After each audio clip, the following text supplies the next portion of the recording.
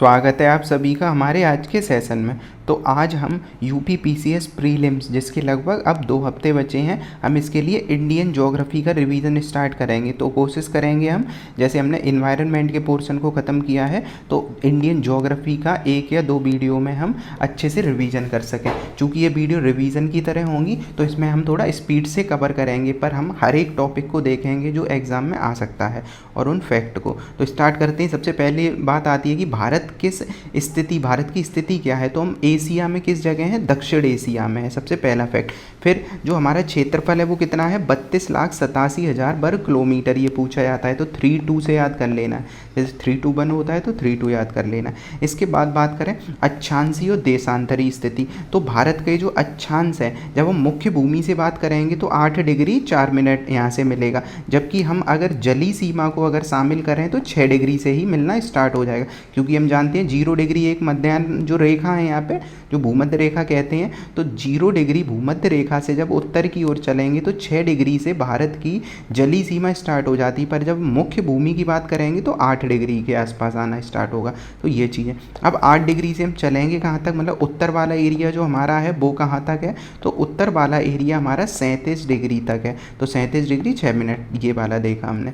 इसके बाद बात करें जो पूर्वी और पश्चिमी देशांतर हैं, तो चूंकि भारत कहाँ है? पूर्व में स्थित है। जो 0 डिग्री जो टाइमलाइन है उससे हम किधर है? पूरब की ओर। तो इसमें क्या लगेगा? पूर्वी देशांतर ही दोनों जगह आएगा। पूर्वी देशांतर में कहाँ पे? तो यहाँ पे आ जाएगा 68 और यहाँ पे आ जाएगा 97। तो 68 डिग्री से 97 तक हमारी स्थिति है। इसके बाद बात करें भारत का जो सबसे उत्तरी बिंदु है, अब दक्षिणी तो जानते हैं इंदिरा पॉइंट है जो कि अब जलमग्न हो चुका है। सबसे उत्तरी कौन सा है? तो इंदिरा कॉल है ये। तो सबसे उत्तर वाला कॉल रहेगा, इसे याद कर लें। दक्षिणी बिंदु जानते हैं जो ग्रेट निकोबार में इंदिरा पॉइंट हुआ करता था, लेकिन अब जलमग्न हो चुका है।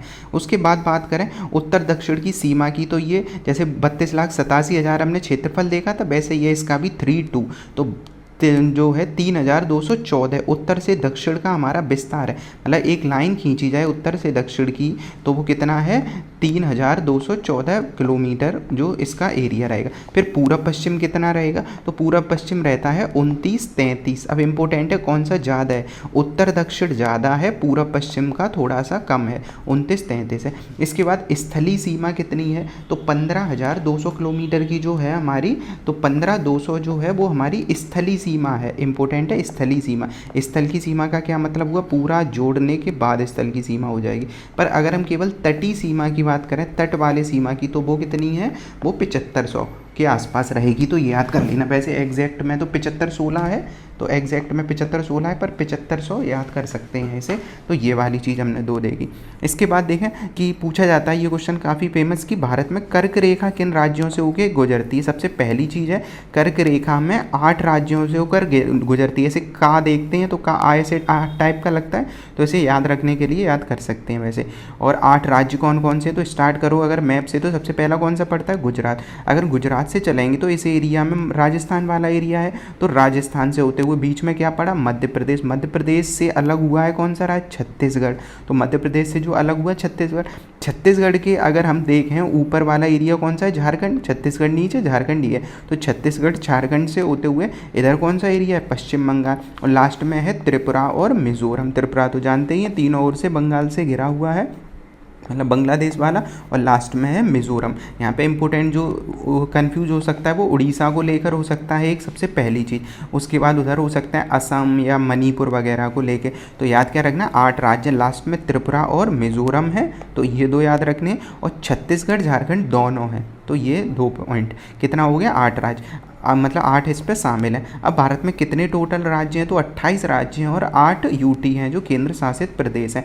और क्षेत्रफल की दृष्टि से भारत जो है 7वें स्थान पर है विश्व में। ऐसे छोटे छोटे फैक्ट भी स्टेटमेंट में या ऑप्शन में आ जाते हैं। अब ये क्वेश्चन काफ़ी फेमस रहता है पौंडुचेरी को लेकर। अब ये तो मुझे पता है कि सबको ये पता होता है पौंडुचेरी कहाँ पे है, क्या है। अब मूल पौंडुचेरी की बात करेंगे तो वो उसका एरिया ये रहता है तमिलनाडु वाला। पर पौंडुचेरी को 4 भागों में डिवाइड किया गया है विशिष्टतः। और ये 4 भाग 3 राज्यों में है। उन राज्यों के याद नाम करने। अब देखो सबसे पहले आता है माहे। अब इसे याद करो, माही से, माही मतलब धोनी। तो धोनी कहाँ खेलता है? चेन्नई सुपर किंग में। पर अगर हम जब पौंडुचेरी की बात करेंगे तो वो माहे इस साइड आएगा केरल की तरफ। तो ऐसे याद कर लेंगे, जहाँ चेन्नई है उसके अपोजिट में माहे जगह रहेगी, तो दूसरी साइड, तो माहे याद रहेगा केरल की तरफ। अब यनम है आंध्र प्रदेश में। यनम कहाँ है? आंध्र प्रदेश में। उसके बाद जो 2 पार्ट हैं पौंडुचेरी के, कराईकल और जो जो मेन पौंडुचेरी है, ये कहाँ पे है? तमिलनाडु में। तो 2 याद रख लें। केरल में कौन सा है? माहे है।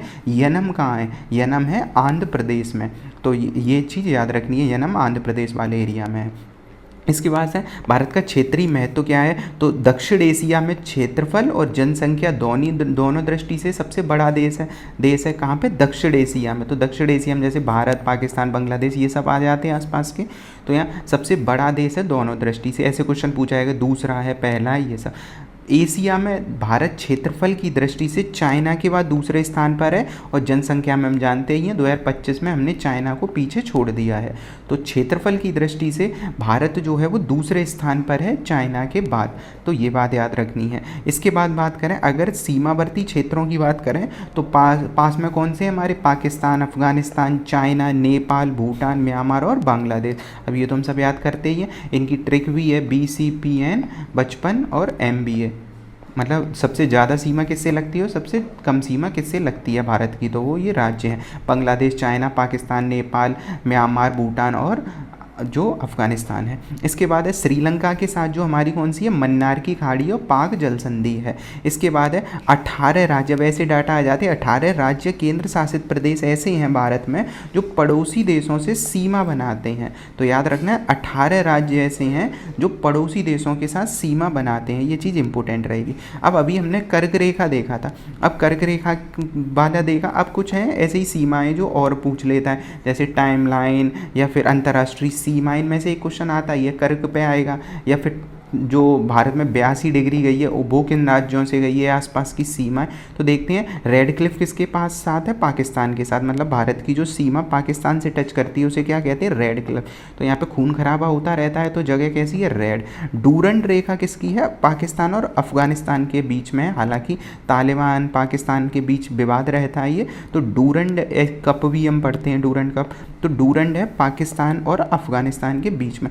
मैकमोहन भारत और चाइना के बीच में है, इंपॉर्टेंट है। पर जो ये अरुणाचल प्रदेश वाली साइड है इसे कहते हैं। तो मैकमोहन भारत और चाइना के बीच में, चाइना इसे मानने से इनकार करता है।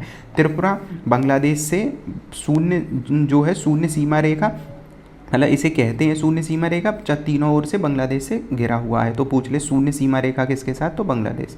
तो हमने ये देखा रेड क्लिफ, डूरंड, मैकमोहन और त्रिपुरा के साथ। इसके बाद है जो टाइम वाली है मानक समय रेखा, तो ये 6 राज्यों से होकर जो गुजरती है इनके बारे में हम देख लेते हैं। तो ये वाली चीज़ रहेगी सबसे मेन जो है। तो इसमें कौन कौन से राज्य हैं? जो 5 राज्य हैं। तो उत्तर प्रदेश रहेगा सबसे पहले। कहाँ है? जब हम इस एरिया में देखते हैं तो ये वाला यूपी राज्य रहेगा। यूपी के नीचे मध्य प्रदेश है, यहाँ रहेगा। उसके बाद ये छत्तीसगढ़ है, उड़ीसा है इस एरिया में, आंध्र प्रदेश है, इंपॉर्टेंट है। तेलंगाना चूँकि इस साइड थोड़ा पड़ जाता है तो तेलंगाना से सीमा नहीं लगती है इसकी, जो यामोत्तर रेखा है। तो ये चीज़ याद रखना चाहिए। और 82.5 है ये भारत में जो होके गुजरती है। हम पढ़ते ही हैं इलाहाबाद के मिर्ज़ापुर के निकट से ये गुजरती है। तो ग्रीनविच 5.5 घंटे ये क्या है? आगे हैं हम। तो ये चीज़, तो जो राज्य हैं कितने? 5 याद रखने हैं। ये उत्तर प्रदेश, मध्य प्रदेश, छत्तीसगढ़, उड़ीसा और आंध्र प्रदेश। तेलंगाना इंपॉर्टेंट रहेगा, ये नहीं है। उत्तर प्रदेश, मध्य प्रदेश, छत्तीसगढ़, उड़ीसा ये याद रखने। मध्य प्रदेश से छत्तीसगढ़ अलग हुआ, उड़ीसा थोड़ा कंफ्यूज कर सकता है। इसके बाद है जो पड़ोसी देशों से साथ हमारी सीमा लगी है, तो उसका भी हमने ट्रिक देख ही लिया था, BCPN और MBA 55 MBA ये वाला। तो बांग्लादेश के साथ हमारी सीमा लगी, चाइना, पाकिस्तान, नेपाल, म्यांमार, भूटान और अफगानिस्तान के साथ। सबसे ज़्यादा बांग्लादेश के साथ कौन कौन से हैं? अब इसमें एक चीज़ कंफ्यूज कर सकती है, वो कर सकती है कि बांग्लादेश के साथ जी ये तो जानते हैं पश्चिम बंगाल लगा ही होगा, मेघालय, मिजोरम, त्रिपुरा और असम। अब असम के साथ जो सीमा लगाता है ये एक तो याद रखना है, और मिज़ोरम वाले एरिया में, क्योंकि जब हम पढ़ते हैं तो मेघालय असम को साथ साथ पढ़ लेते हैं और त्रिपुरा को। मिज़ोरम थोड़ा ये लगता है कि अगर मैप ना देखें तो मिज़ोरम का मैप देखने में थोड़ी दिक्कत होगी, क्योंकि अरुणाचल प्रदेश, नागालैंड, मणिपुर और मिज़ोरम इस साइड पड़ जाता है। तो ये चीज़ याद रखनी है। तो कौन कौन से लगे हैं? पश्चिम बंगाल, मेघालय, असम, ये तो तुरंत याद हो जाएंगे। जो त्रिपुरा तो पता ही है, और मिज़ोरम रहेगा। चाइना के साथ आसान है, लद्दाख, हिमाचल प्रदेश, उत्तराखंड और सिक्किम, अरुणाचल प्रदेश। पाकिस्तान के साथ ये भी आसान है, केवल 4 जो एरिया हैं, जैसे अब तो लद्दाख वाला एरिया भी लगा है, गुजरात हुआ, राजस्थान हुआ, पंजाब हुआ, जम्मू कश्मीर और लद्दाख वाला। इसके बाद नेपाल के साथ है, तो नेपाल के साथ कौन सा है? उत्तर प्रदेश, बिहार, पश्चिम बंगाल। यहाँ पे सबसे इम्पोर्टेंट जो रहेगा वो रहेगा पश्चिम बंगाल वाला एरिया। तो पश्चिम बंगाल क्या नेपाल से सीमा लगाता है? तो बिल्कुल लगाता है। पश्चिम बंगाल ऐसे गया है तो इस साइड है नेपाल, तो थोड़ी सी सीमा टच होती है। इसके बाद म्यांमार की बात करें तो अरुणाचल प्रदेश, नागालैंड, मणिपुर और मिज़ोरम। ये भूटान के साथ कौन सा लगाता है? पश्चिम बंगाल। अब पश्चिम बंगाल का हमेशा याद रखना है, नेपाल और म्यांमार दोनों के साथ पश्चिम बंगाल सीमा लगा रहा है, साथ में सिक्किम तो लगेगा ही। अरुणाचल प्रदेश और असम के साथ, अरुणाचल प्रदेश के साथ भी जो भूटान है, भूटान की सीमा पश्चिम बंगाल से लगती है, अरुणाचल प्रदेश से भी लगती है, ये तो याद रहेगा ही। अफगानिस्तान के साथ लद्दाख की सीमा लगती है। इसके बाद देखें जो भूगर्भिक संरचना की है, तो भारत जो है प्राचीन और नवीन दोनों प्रकार की चट्टानें पाई जाती। क्यों? क्योंकि जो हमारा दक्षिण भारत है ये प्राचीन है, और जो उत्तर भारत है ये नवीन जो पर्वत हैं, हिमालय, उनसे मिलकर बना है। तो ये चीज़ हमने देखी इसमें। अब इसमें चट्टानें जो पाई जाती हैं, इनसे क्वेश्चन रहता है, तो ये देखते हैं। सबसे पहले क्या आता है? ए आता है, तो ऐसे याद कर लो। सबसे पहले आर्कियन क्रम की चट्टानें आएंगी। तो आर्कियन जो चट्टानें होंगी वो ग्रेनाइट नीस की चट्टानें जो होती हैं, प्राचीनतम संरचना होती है। तो ग्रेनाइट, चूंकि जब वो मैग्मा, लावा वाला हम पढ़ते हैं ज्वालामुखी क्रिया में, तो तब ये क्या है याद रखना है, शुरुआती चट्टानें होंगी, डायरेक्ट जो आग्नेय चट्टान है। तो ये ग्रेनाइट और नीस चट्टानों से निर्मित प्राचीनतम संरचना है आर्कियन। अब इसकी उत्पत्ति कैसे हुई थी? वही मैग्मा के शीतलीकरण के कारण है। यह प्रायद्वीपीय पठार की आधारभूत जीवाश्म रहित संरचना है। अब आर्कियन चूंकि पहले बनी थी और उस टाइम जीव जंतु का उदय नहीं हुआ था, तो इसमें क्या होगा? जीवाश्म रहित संरचना है, जो खनिज संसाधन की दृष्टि से महत्वपूर्ण है। खनिज का मतलब यहाँ पे क्या हो जाएगा? खनिज जैसे कि जो लोहा वगैरह और ये सब चीज़ें मिलेंगी, मिनरल्स वाले। नीचे की परतों में जो होगा ये, चूंकि ये देखो पृथ्वी है, पृथ्वी पे भारी तत्व है वो नीचे की ओर जमा है पृथ्वी पे, तो नीचे की परतों में मिलने वाली जटिल संरचना होने के कारण आर्थिक दृष्टि से इसका दोहन क्या है? कठिन है, क्योंकि ये पृथ्वी का जो क्रस्ट वाला एरिया पड़ते हैं उसमें थोड़ा नीचे की तरफ मिलेगा ये। तो आर्थिक महत्व तो इसका ज़्यादा नहीं है। वैसे स्टेटमेंट पूछेगा आर्कियन का बहुत ज़्यादा महत्व है, नहीं, मतलब जो खनिज संसाधन है वो तो मिले हैं पर महत्व तो उतना नहीं है, क्योंकि ये दोहन इनका थोड़ा कठिन है। दोहन का मतलब ज़मीन से निकालना। उसके बाद है प्रायद्वीपीय पठार की अधिकांश जो चट्टानें हैं वो इसी की मिल बनी है। क्यों? क्योंकि प्रायद्वीप पुराना एरिया है, लेकिन दक्षिण पर्वतीय क्षेत्र, बुंदेलखंड, नीस, पश्चिम बंगाल वाला एरिया, नीस इस संरचना का सर्वाधिक विकास हुआ। तो कहाँ कहाँ हुआ है आर्कियन का? दक्षिण वाला एरिया तो देखिए, अपने यहाँ बुंदेलखंड में, यूपी में बुंदेलखंड में भी इसकी संरचना का विकास हुआ है, ये पूछा जा सकता है आर्कियन का। इसके बाद है पश्चिम बंगाल में, क्योंकि ये सब एरिया कहीं ना कहीं दक्षिण के ही तो पार्ट हैं, तो ये वाली चीज़ देखी। इसके बाद यहाँ तक कि हिमालय की जड़ों में, मतलब हिमालय के निचले वाले एरिया और अरावली में भी इस संरचना का निर्माण हमें मिलता है। अब दूसरा आता है ए के बाद डी, धारवाड़ चट्टान है। तो ए आर्कियन हो गया, फिर डी से धारवाड़ याद रख लेना है। आर्कियन चट्टानों के जब अपक्षय अपर्दन होगा, मतलब भौतिक रासायनिक अपक्षय परिवर्तन होगा, तो अवसाद बनेंगे। उन अवसादों का जब निक्षेपण होगा तो धारवाड़ चट्टानों का विकास होगा। जो जीवाश्म रहित चट्टानें हैं, इंपोर्टेंट है, धारवाड़ भी जीवाश्म रहित है, क्योंकि अपक्षय किसका हो रहा है? किसके अवसाद से बन नहीं है? आर्कियन से। तो जब आर्कियन में अवसाद नहीं थे तो इसमें भी अवसाद नहीं मिलेंगे, तो ये चीज़ याद रखनी चाहिए। इसके बाद इसका सर्वाधिक कायांतरण हुआ, मतलब चेंज हुआ। खनिज संसाधनों भंडार की दृष्टि से इसका महत्व ज़्यादा होता है धारवाड़ चट्टान का, आर्कियन से ज़्यादा। कर्नाटक के धारवाड़ जिले में चूंकि इसका सबसे अच्छा रूप देखने को मिलता है, तो ये धारवाड़ का, अगर हम कहते हैं धारवाड़ नाम कैसे पड़ा, तो कर्नाटक जिले में चूंकि ये सबसे अच्छे तरीके से हमें देखने को मिलता है, तो इसे कह देते हैं धारवाड़ चट्टान।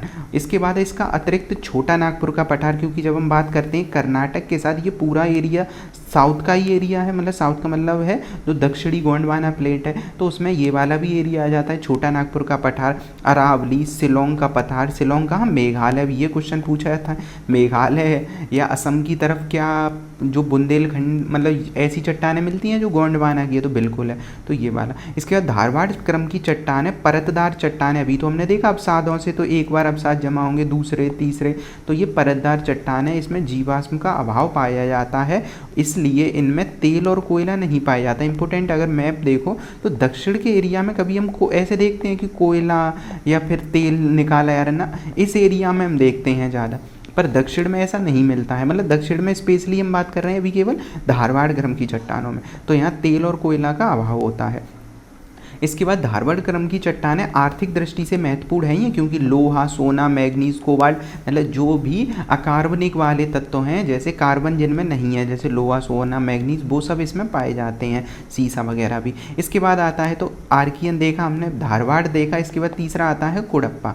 कुडप्पा क्रम की चट्टान है। तो आर्कियन धारवाड़ संरचना में जब चेंज होगा, जैसे आर्कियन के बाद धारवाड़ आया, धारवाड़ में चेंज होगा तो क्या संरचना का निर्माण होगा? कुडप्पा संरचना का निर्माण होगा।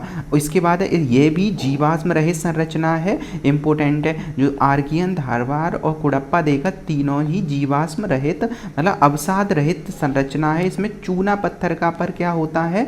सर्वाधिक भंडार पाया जाता है। जो चूना पत्थर की चट्टान है वो किस में मिलेंगी? कुडप्पा में। तो ऐसे याद करो, डब्बा टाइप का है, डब्बा टाइप का आया, तो डब्बे में क्या चूना पत्थर आता है, ऐसे कुछ याद कर लेंगे इसे। उसके बाद है आंध्र प्रदेश में कुडप्पा। अब देखो, अभी हमने धारवाड़ देखा था, अगर पूछ ले धारवाड़ तो ये कहाँ था? कर्नाटक वाले एरिया में, पर जब हम कुडप्पा बात करेंगे तो ये कहाँ आ जाएगा? आंध्र प्रदेश वाले एरिया में। तो दोनों एरिया अलग अलग है।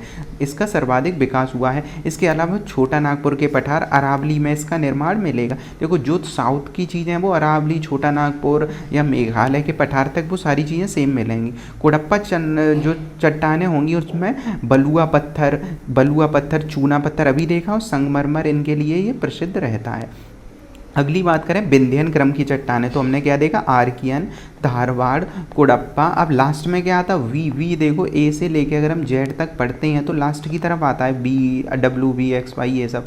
तो अगर हम बी देखें तो लास्ट की तरफ आएगा। तो विंध्यन क्रम ऐसे याद कर लेना, थोड़ा बाद की तरफ मिलेंगी, तो ये याद करना है। तो कुडप्पा संरचना के विकास के बाद अवसादों के निक्षेपण से विंध्यन संरचना का विकास हुआ है। मतलब कुडप्पा का भी हो जाएगा, उसके बाद विंध्यन। और यहाँ पे लाल बलुआ पत्थर और चूना पत्थर से निर्मित संरचना पाई जाती है, जिसमें जीवाश्म के प्रमाण मिलते हैं। मतलब अब तक आते आते जीवों का विकास हो चुका था। तो विंध्यन क्रम की पहली चट्टान है जिसमें जीवाश्म का हमें विकास मिलता है। अब अगर हिस्ट्री से इसे कनेक्ट करें तो विंध्यन चट्टानें हम पढ़ते हैं नर्मदा तापी वाले एरिया में, यहीं तो मानव जीवन के अवशेष भी मिले हैं हमें। तो विंध्यन क्रम की चट्टानों में हमें जीवाश्म के प्रमाण मिलते हैं, लेकिन धात्विक खनिजों का इसमें अभाव होता है। तो ये चीज़ याद रखनी है।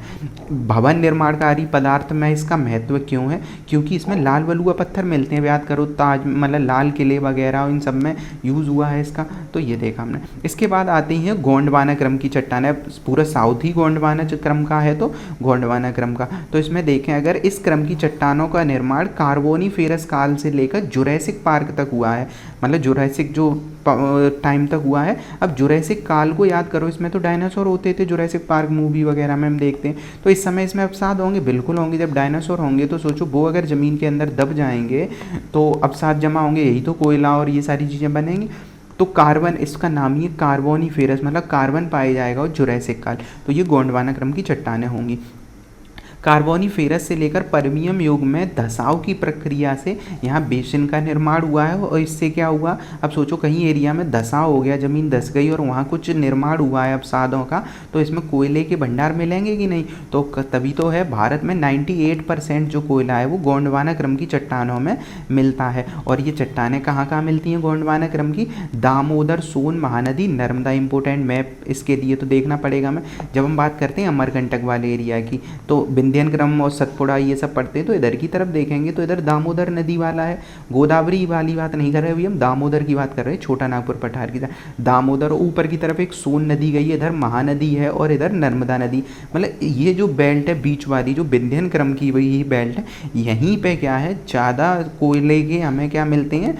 भंडार मिलते हैं। और फिर हम गोदावरी बेसिन तो याद रखना ही रखना है। इसके बाद बात करें छोटा नागपुर पठार में दामोदर बेसिन जो है वो मेन भारत में कोयले के लिए सर्वाधिक प्रसिद्ध है। हम जानते हैं छोटा नागपुर वाला एरिया कोयला भंडार की उत्पादन की दृष्टि से जो टॉप 3 है उनमें ही हम इनकी गिनती करते हैं। इसके बाद दक्कन ट्रैप की बात करें तो दक्कन ट्रैप क्रिटेशियस से इयोसीन युग में बना है। दक्कन ट्रैप का मतलब ये वाला एरिया, तो दक्कन ट्रैप यहाँ पे जैसे लावा हुआ करता था तो लावा से ऐसे सीढ़ीदार बना है। देखो जब भारत की प्लेट, जब हम अफ्रीका पढ़ते हैं तो अफ्रीका के आसपास से जब भारतीय प्लेट यहाँ से ऊपर की तरफ आ रही थी, यहाँ नीचे रियूनियन आइलैंड है, वहाँ पे पहले ज्वालामुखी हुआ करते थे। तो जब भारतीय प्लेट यहाँ से चलना स्टार्ट हुई ऊपर की ओर तो उसमें ज्वालामुखी बीच में क्रियाएं चल रही थी, तो उन्हीं से क्या हुआ, लावा का प्रभाव भारत की प्लेट पे हुआ है और यहाँ पे लावा निकला। आप सोचो ज्वालामुखी कहीं फटेगा और उसका लावा कहीं जमा होगा तो एक आकृति निर्मित होगी, तो सीढ़ी नुमा जो आकृति यहाँ पे मिलती हैं। कौन सा काल था, क्रिटेशियस युग। क्रिटेशियस युग में शांत दरार प्रकार के ज्वालामुखी, अब ये शांत दरार क्या होते हैं ये थोड़ा कॉन्सेप्ट वाला रहेगा, बस हमें अभी समझ लेना है कि शांत दरार प्रकार के ज्वालामुखी के द्वारा कौन सी चट्टान, बेसाल्ट चट्टान। अब यहाँ कन्फ्यूज़ करेगा ग्रेनाइट से, तो ग्रेनाइट नहीं है, यहाँ पे कौन सी चट्टान से अभी बात कर रहे हैं, दक्कन ट्रैप में मेन चट्टान बेसाल्ट चट्टानों का निर्माण हुआ है।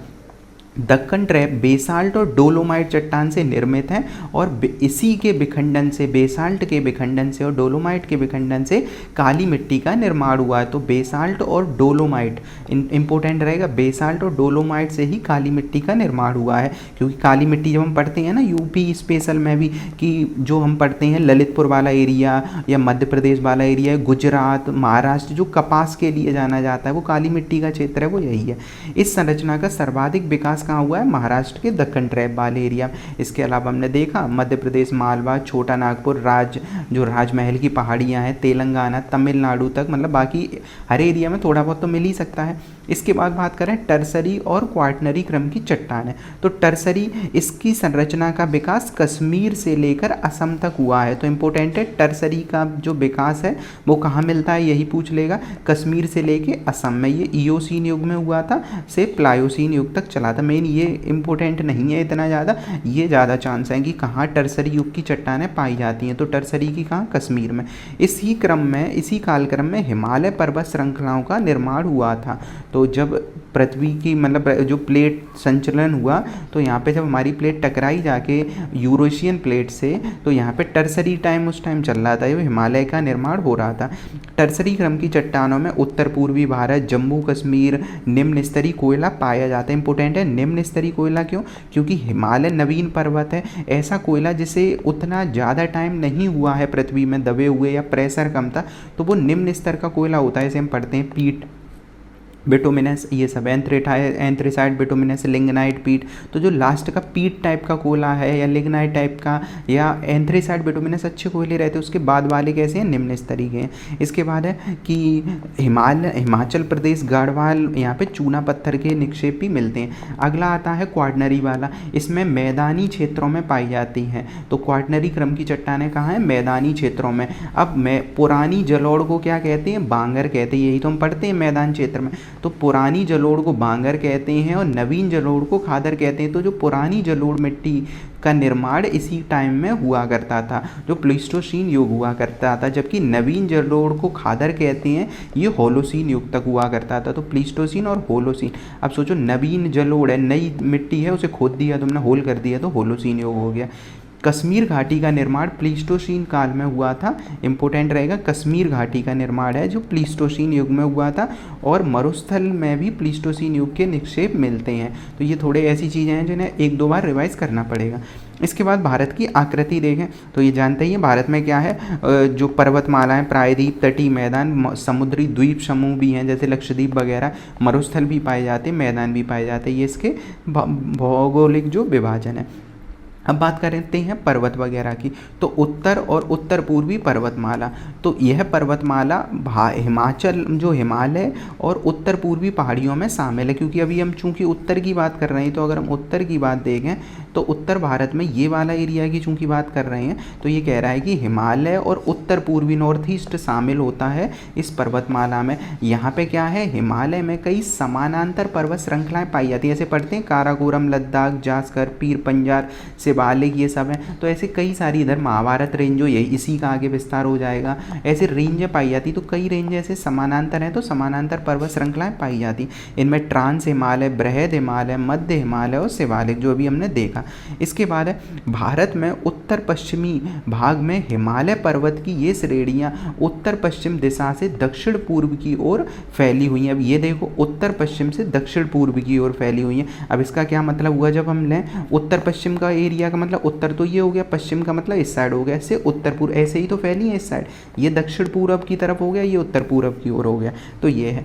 और दार्जिलिंग और सिक्किम में ये श्रृंखलाएं जो हैं पूर्व से पश्चिम की ओर विस्तृत मिलती हैं। कहाँ पे, दार्जिलिंग से सिक्किम की ओर में भी। इसके बाद है अरुणाचल प्रदेश में ये श्रृंखलाएं कहाँ, दक्षिण पश्चिम से उत्तर पूर्व की थोड़ी ऐसी मिलेंगी, दक्षिण पश्चिम से उत्तर पश्चिम की ओर। तो ये एक चीज़ है। इसके बाद है मिजोरम, नागालैंड, मणिपुर में उत्तर दक्षिण पहला है। मेन पॉइंट है वो ये वाला रहेगा। जो हम सिंटेक्सियल जोन के पढ़ते हैं, जैसे हिमालय पर्वत है, जो हिमालय पर्वत पढ़ते हैं तो हिमालय में इधर नंगा पर्वत और इधर की तरफ अगर हम जाएँ तो जहाँ से ब्रह्मपुत्र नदी प्रवेश करती है, यहाँ से जो हिमालय पर्वत है जो ऐसे मुड़ जाएगा, इसे सिंटेक्सियल जोन कहते हैं, मुड़ा हुआ मिलेगा। तो उसी की बात कर रहे हैं। तो मिजोरम, नागालैंड, मणिपुर के बाद हिमालय उत्तर दक्षिण में फैला है ऐसे ऐसे, और यही आगे चल के म्यांमार और अंडमान निकोबार तक फैला है। बृहद हिमालय श्रृंखला जिसमें केंद्रीय अक्षांशीय श्रेणी भी कहा जाता है, मतलब बृहद हिमालय। देखो एक है ट्रांस हिमालय। ट्रांस हिमालय असल में हिमालय का पार्ट नहीं कहते क्योंकि हिमालय से वो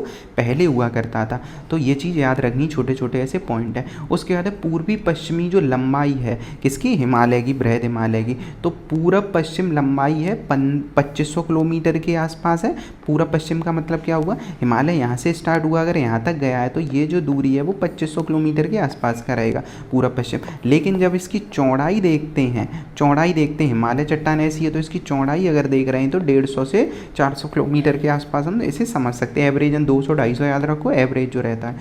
इसके बाद है कश्मीर और उत्तर पश्चिम का हिमालय। वह हिमालय पूरा हमने अभी देखा, अब हिमालय में कश्मीर हिमालय और उत्तर पश्चिम का हिमालय।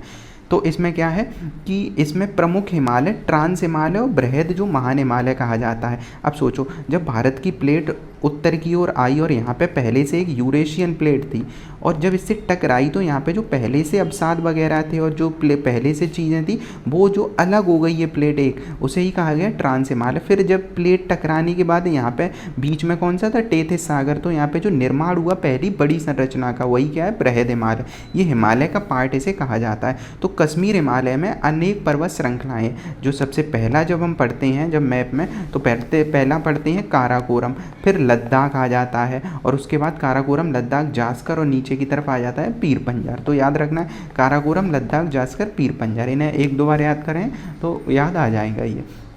इसके बाद है कश्मीर हिमालय में काराकोरम, लद्दाख, जास्कर ट्रांस हिमालय श्रेणी का पार्ट है। जैसा अभी बताया ट्रांस हिमालय पहले से बना था, ये हिमालय से पहले की संरचना इसे कहा जाता है। तो जो काराकोरम, लद्दाख और जास्कर पढ़ते हैं, काराकोरम, लद्दाख, जास्कर, ये ट्रांस हिमालय का पार्ट है, ये याद रखना है। श्रेणियाँ हिमालय के उत्तर में स्थित हैं, यही बात है, हिमालय की उत्तर में स्थित हैं और हिमालय की तुलना में ये पुरानी है, केवल इतना भी याद रखना। वैसे इसमें बहुत सारे कॉन्सेप्ट हैं, क्यों बना, कैसे बना, पर चूंकि अभी हम प्रीलिम्स पे फोकस कर रहे हैं और हमारा काम है जो डाटा फैक्ट हैं उन्हें समझना और ऑप्शन अभी देखना है, तो इस वजह से बस इतना याद रखना है कि श्रेणियाँ हिमालय के उत्तर में स्थित हैं और ये पुरानी है। कौन सी जो श्रेणियाँ हैं वो हम बात कर रहे हैं ट्रांस की।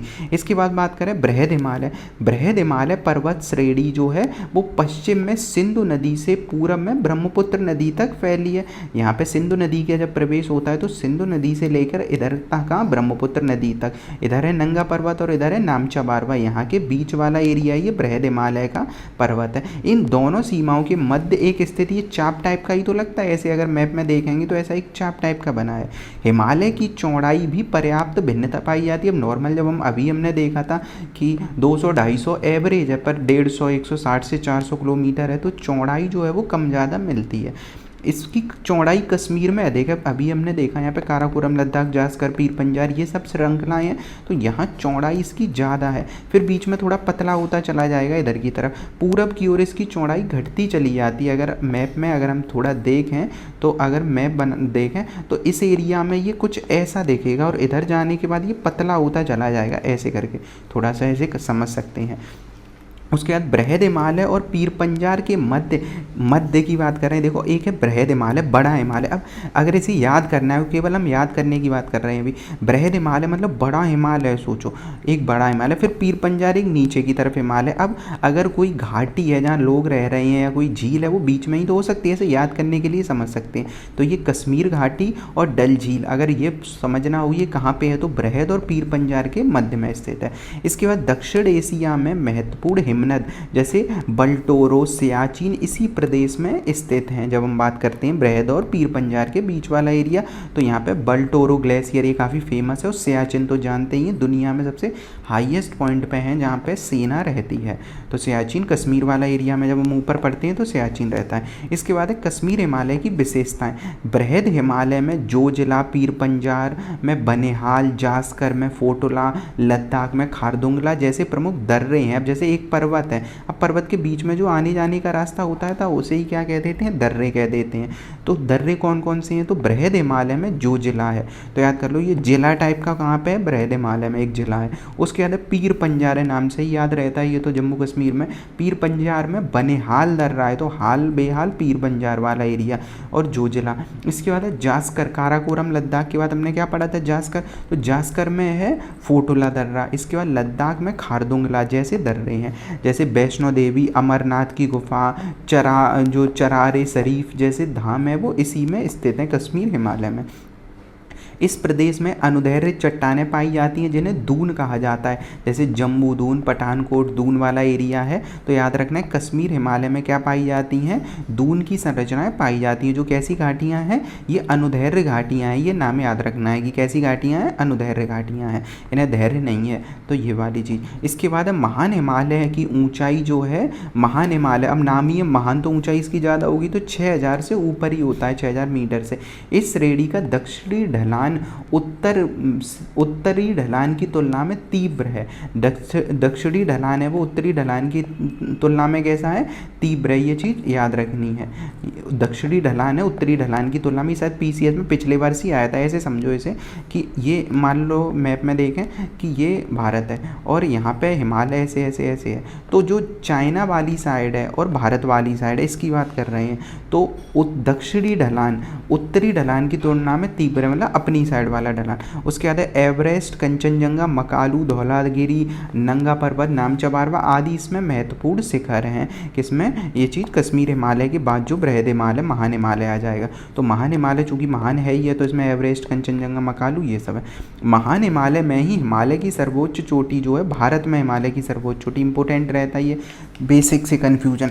हिमालय की भारत में जो सबसे ऊंची चोटी है वो कौन सी है, कंचनजंगा है, ये भारत में स्थित है। इसके बाद विश्व में ये तीसरी सबसे ऊंची चोटी है। तो अब क्यों ऐसा पढ़ते हैं, वैसे भारत में अगर केवल ये कहा जाए भारत में सबसे ऊंची चोटी कौन सी है, तो ये K2 लगाना है। पर K2 चूंकि है भारत में, पर वो काराकोरम की श्रेणी है। अब जब हम कश्मीर में पढ़ते हैं तो काराकोरम रेंज सबसे ऊपर। अब काराकोरम रेंज चूंकि ट्रांस हिमालय का पार्ट है, और ट्रांस हिमालय हिमालय का तो अभी हमने देखा हिस्सा नहीं है, उससे पहले का बना था। तो भारत में सबसे ऊंची चोटी K2, भारत में हिमालय की सबसे ऊंची चोटी तो कंचनजंगा आ जाएगा। क्यों है ये भी हमने देख लिया। और ये भारत में दूसरी सबसे ऊंची चोटी है, पहली कौन सी है, हिमालय मतलब माउंट एवरेस्ट, फिर उसके बाद माउंट एवरेस्ट के बाद K2 और K2 के बाद कंचनजंगा, ये चीज़ देखी। इसके बाद बात करें अगर हम प्रमुख हिमालय के दर्रे हमेशा पीसीएस में एक कंपलसरी है कि ये दर्रे का क्वेश्चन आएगा ही आएगा। अब कौन सा आता है ये देखना है। मैच द फॉलोइंग के लिए वैसे रहेगा, 4 ऑप्शन दिए होंगे, तो दर्रे देखते हैं। सबसे पहला है काराकोरम दर्रा। काराकोरम दर्रा लद्दाख में स्थित है, जो कश्मीर को चाइना से जोड़ता है। तो काराकोरम दर्रा है, ये कश्मीर वाले एरिया में स्थित है, जो लद्दाख में, मतलब कश्मीर में नहीं, अब क्या है लद्दाख में, जो कहाँ चाइना से जोड़ता है, ये चीज़ याद रखना। दूसरा है बुर्जिला, बुर्जिला है श्रीनगर को गिलगित से जोड़ता है। कौन सा है? बुर्जिला दर्रा श्रीनगर को किससे जोड़ता है? गिलगित से जोड़ रहा है। जो जिला कौन सा है? श्रीनगर से लेह लद्दाख को, मतलब दो अलग अलग क्षेत्र को जोड़ रहा है। जो जिला श्रीनगर हो गया और श्रीनगर और इधर लेह हो गया, तो ऐसे याद कर सकते हैं। तो जो जिला दर्रा है वो श्रीनगर को लेह से जोड़ रहा है। पीर पंजाल जम्मू कश्मीर में ही स्थित है, लद्दाख से इसका नहीं है संबंध, पीर पंजाल सा। तो ये वाली देखी, इसमें क्या था? काराकोरम में लद्दाख वाला था और चाइना तक था। बुर्जिला दर्रा था श्रीनगर से गिलगित वाला था। जोजिला लेह वाला। इसके बाद है बनिहाल दर्रा, श्रीनगर मतलब जम्मू को श्रीनगर से जोड़ता है, बनिहाल दर्रा है, इंपॉर्टेंट है। बनिहाल दर्रा, जम्मू अलग है श्रीनगर अलग है, तो जम्मू को श्रीनगर से जोड़ता है बनिहाल दर्रा। इसमें इसे कश्मीर घाटी का द्वार भी कहा जाता है और बनिहाल दर्रे में ही जवाहर सुरंग है। अब पूछा जाएगा कश्मीर घाटी का द्वार किसे कहा जाता है, तो इसे कहा जाता है द्वार बनिहाल दर्रे का। फिर एक बाड़ा लाचला दर्रा, बाड़ा लाचला दर्रा है हिमाचल प्रदेश में। तो हिमाचल, यहाँ हिम बहुत है, बर्फ बहुत है, तो हिमाचल प्रदेश में बाड़ा लाचला दर्रा है। रोहतांग दर्रा भी हिमाचल प्रदेश में धौलाधर श्रेणी में स्थित है। एक धौलागिरी है, एक धौलाधर है, तो धौलाधर श्रेणी है वो हिमाचल प्रदेश उत्तराखंड की साइड जब हम पढ़ते हैं, तो हिमाचल प्रदेश की धौलाधर श्रेणी में रोहतांग दर्रा है। सिपकीला दर्रे की बात करें तो ये हिमाचल प्रदेश में है और सिपकीला दर्रा से ही सतलज नदी भारत में प्रवेश करती है। अभी आरओ में भी यही क्वेश्चन आया था। तो सिपकीला दर्रे से हिमाचल प्रदेश में कौन सी सतलज नदी आती है, तो ये देखा हमने। अब हिमालय के अन्य दर्रे जो स्पेशली उत्तराखंड के हैं, कुछ जैसे थागा, माना, नीति, लिपुलेख, ये इंपॉर्टेंट रहते हैं जो उत्तराखंड के। माना, नीति, लिपुलेख, फिर ये सब कहाँ है? उत्तराखंड में। बस इतना याद रखना है उत्तराखंड में कौन से हैं, तो इसमें आते हैं थागा, माना, नीति, लिपुलेख। उसके बाद है नाथुला दर्रा सिक्किम में इंपॉर्टेंट है, तिब्बत से जोड़ता है। तो सिक्किम में स्थित है। जो दार्जिलिंग वाला एरिया, दार्जिलिंग जो पश्चिम बंगाल पड़ते हैं ना, उसका उत्तरी वाला एरिया और सिक्किम के आसपास दार्जिलिंग और चुंबी घाटी, तो इंपॉर्टेंट है चुंबी घाटी, तथा तिब्बत को जोड़ता है नाथुला दर्रा। तो नाथुला दर्रा कहाँ है? जब हम ऐसे पढ़ते हैं सिक्किम वाले एरिया में, तो नाथुला दर्रा है। उसके बाद है जैलेपला दर्रा। नाथुला और जैलेपला ये कहाँ पे है? सिक्किम में है। जैलेपला जो एरिया है वो दार्जिलिंग से लासा क्या है? तिब्बत की राजधानी हुआ करती है लासा, तो लासा को जोड़ता है। तो नाथुला और जैलेपला कहाँ जाएंगे? लासा में। इसके बाद है बूमला दर्रा, अरुणाचल प्रदेश, तो इसे बम से याद कर लो। बम कहाँ पे? अरुणाचल प्रदेश में, बमला दर्रा। यांग्याप दर्रा नाम ही है, यांग्याप तो अपने उत्तर का तो नाम जैसा लग नहीं रहा है, नॉर्थ ईस्ट का ही नाम हो सकता है। तो यांग्याप अरुणाचल प्रदेश में है। और ये क्यों हमें याद रखना है? क्योंकि जैसे सिपकीला से सतलज, वैसे ही ब्रह्मपुत्र नदी भारत में जो प्रवेश करती है वो यांग्याप दर्रे से करती है। इसके बाद है दिफू दर्रा है अरुणाचल प्रदेश में। तो बम और दिफू दर्रा ये अरुणाचल प्रदेश के मेन दर्रे हैं। और इस दिफू दर्रे की इंपॉर्टेंट चीज़ क्या है कि ये दर्रा एक ट्राई जंक्शन टाइप का पॉइंट बनाता है, ट्रिपल पॉइंट। क्यों? क्योंकि भारत, चाइना, म्यांमार तीनों सीमा बनाते हैं एक ही जगह पे, जो एरिया है दिफू दर्रे पे। इसके बाद है पांगसांड दर्रा, ये भी अरुणाचल प्रदेश में। तो यांग्याप, दिफू, पांगसांड ये कहाँ पे है? अरुणाचल प्रदेश वाले एरिया में। बुमला, यांग्याप, दिफू, पांगसांड पर तुजू जो दर्रा है, तुजू मणिपुर में है एक दर्रा जो है, तो ये याद रखना। इसके बाद प्रायद्वीप के ज़्यादातर जो दर्रे आते हैं वो इन तीन को लेकर आता है। थालघाट, बोरघाट, पालघाट, इनमें से रहता ही रहता है, पिछली बार भी था। जैसे थालघाट, बोरघाट तो मुंबई वाले एरिया में है, पर जो पालघाट है वो केरल को तमिलनाडु से जोड़ता है। थालघाट नासिक को मुंबई से जोड़ रहा है और भोरघाट मुंबई से पुणे को जोड़ता है। जैसे सुबह सुबह भोर हुआ तो इंसान पूरे काम करने के लिए मुंबई चला जाता है, जॉब करने के लिए, तो पूरे दिन काम करने के लिए से मुंबई। उसके बाद थालघाट नासिक से मुंबई है। पालघाट केरल तमिलनाडु वाला एरिया जो कार्डेमम और उसके आसपास का एरिया है। सेनकोट्टा दर्रा ये कार्डेमम पहाड़ियों में स्थित है। कौन सा? सेनकोट्टा दर्रा, जो कार्डेमम इलायची वाली पहाड़ियाँ हैं। तो पालघाट और सेनकोट्टा ये साउथ में स्थित है। इसके बाद लघु हिमालय और हिमाचल और उत्तराखंड हिमालय की बात करें, देखो हमने क्या क्या पढ़ा? ट्रांस हिमालय वाला पार्ट पढ़ा, फिर ट्रांस हिमालय के बाद बृहद हिमालय जिसे महान हिमालय कहते हैं। अब महान हिमालय, उसके बाद अब आ जाएंगे हम लघु हिमालय या हिमाचल, या इसे ही कहते हैं उत्तराखंड वाला। तो ये मध्य वाला हिमालय है सबसे ऊपर, उसके बाद बीच वाला एरिया जो है। तो हिमालय का यह सब पश्चिम में रावी नदी से, ये पूछा जा सकता है, पूरब में काली नदी के बीच का पार्ट है। तो रावी से काली नदी के बीच का है। हिमाचल प्रदेश प्रदेश में सुदूर उत्तर में लद्दाख के ठंडे मरुस्थल का विस्तार मिलता है। तो लद्दाख के जो ठंडे मरुस्थल वाला एरिया है वो यही है, तो याद रखना है लघु हिमालय वाला एरिया है। इसके बाद है लघु हिमालय को जम्मू कश्मीर में पीर पंजाल। अब ये क्वेश्चन आ जाते हैं जब हम बात करते हैं, ऐसे मान लो एक लघु हिमालय का एक लाइन खींच दो समझने के लिए, जम्मू कश्मीर में जब तक वो रहेगा तो उसे कहेंगे पीर पंजाल, हिमाचल वाले एरिया में उसे ही कहेंगे धौलाधर, जहाँ भी हमने देखा भी था तो धौलाधर कहते हैं। उत्तराखंड में जब वो रहेगा तो उसे कहते हैं नागटेवा, तो नागटेवा, और नेपाल में उसे ही कह देते हैं महाभारत का रेंज। ये लघु हिमालय के अलग अलग नाम है, सेम रेंज है पर नाम अलग अलग है। लघु हिमालय जब जम्मू कश्मीर में होगा पीर पंजाल कहेंगे, हिमाचल में धौलाधर कहेंगे, उत्तराखंड में क्या कह रहे थे, नागटेवा। इंपॉर्टेंट है नागटेवा। वैसे नाग नाम टाइप के श्रीनगर मतलब जम्मू कश्मीर में नाग टाइप के नाम की कुछ जगह होती हैं, पर उत्तराखंड में नागटेवा। नेपाल में वही है महाभारत रेंज। इसके बाद अब ऐसे पूछ लेगा महाभारत रेंज महान हिमालय का पार्ट है, नहीं लघु हिमालय का पार्ट है। पीर पंजाल महान हिमालय का पार्ट नहीं, लघु हिमालय। इसके बाद है लघु हिमालय में 1000 से 2000 की ऊंचाई के पर्वत मिलते हैं, पर्वत वगैरह है। और यहीं पे लघु हिमालय, चूँकि देखो ज़्यादा ऊंचाई पे इंसान क्यों रहना पसंद करेगा, बहुत ऊंचाई है वहाँ पे आना जाना कटे। मध्य वाला है, ठीक है, ज़मीन से थोड़ा ऊपर है, मध्य है, तो यहाँ पे लोग रहेंगे। तो यहाँ पे धर्मशाला, मसूरी धर्मशाला आजकल जो स्टेडियम है बौद्ध धर्म के लिए जाना जाता है, धर्मशाला, मसूरी, कौसानी, अल्मोड़ा, लैंसडाउन, रानीखेत, ये सारी जगह पाई जाती हैं यहाँ पे। इस क्षेत्र में प्राकृतिक स्थलाकृति है, मतलब मध्य हिमालय में ही क्या है, दून है, जैसे देहरादून वगैरह पढ़ते हैं ऐसे ही चंडीगढ़ कालका दून, नालागढ़ दून, देहरादून, हरिके दून, कोटा दून, ऐसे कई सारे दून हैं। इनमें सबसे बड़ा जो दून है मतलब जगह है वो देहरादून ही है, मतलब हिमालय के ही पार्ट हैं लघु हिमालय के। प्रसिद्ध फूलों की घाटी उत्तराखंड वो भी है, क्योंकि उत्तराखंड में भी हमने देखा लघु हिमालय का पार्ट है, उसे ही तो नागटेवा कह रहे थे। अब नाग कहाँ रहेगा, जहाँ फूल होंगे, ऐसे याद रख सकते हैं। गंगोत्री, यमुनोत्री, केदारनाथ, मतलब सारी नदियाँ जो एरिया है वो यही है। फिर मध्य हिमालय की विशेषताएं, इसी हिमालय की विशेषताएं देखें तो यहाँ पे घास के मैदान है, उन्हें मर्ग कहा जाता है।